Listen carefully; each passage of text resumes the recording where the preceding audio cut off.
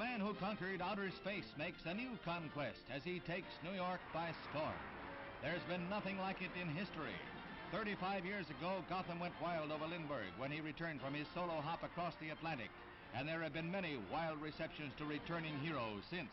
But today tops them all, as Colonel John H. Glenn has the town at his feet. Up Lower Broadway from Bowling Green, the Colonel and his fellow astronauts are showered by a storm of torn paper and ticker tape. Only the tape is thinner, for modern stock market machines don't use the same tape that was such a part of receptions in decades past. How big is the crowd? It's well beyond accurate estimates, but we'll quote Mayor Robert Wagner. He puts it at 4 million, and the millions roar. They roar acclaim never before equaled in the city of traditional tributes to heroes.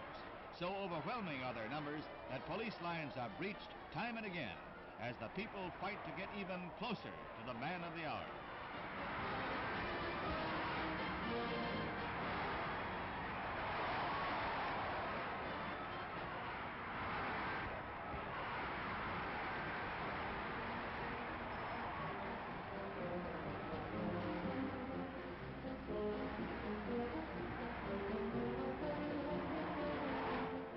Plenty of empty desks in city classrooms today. It was a strange epidemic of absenteeism that also spread to the suburbs.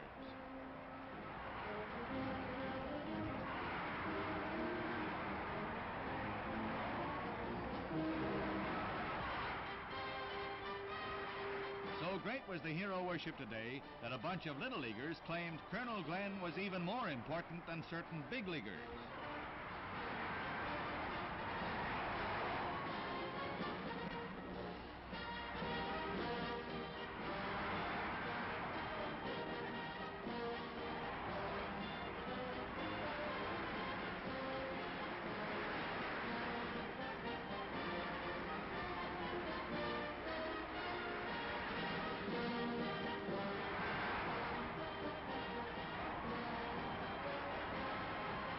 Right in proper places of honor are Colonel Glenn's fellow astronauts, the men who are helping blaze trails into the future.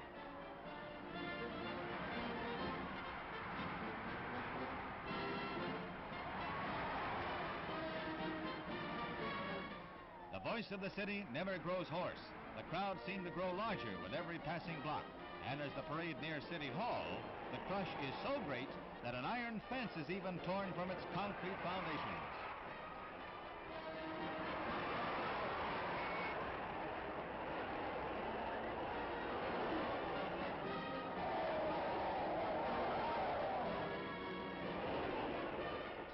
There's a crowd of 70,000 people in tiny City Hall Park for the brief ceremonies there.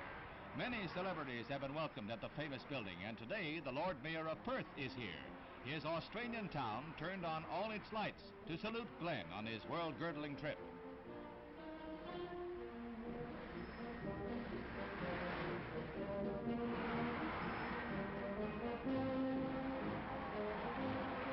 During his brief stop at City Hall, Colonel Glenn signs New York's famous Gold Book that lists distinguished visitors. And from here, if they ever get his car through the crowd, he goes on to Uptown Luncheon in his honor. There were 2 bands in City Hall Plaza that were scheduled to play, but they were swallowed up by the crowd.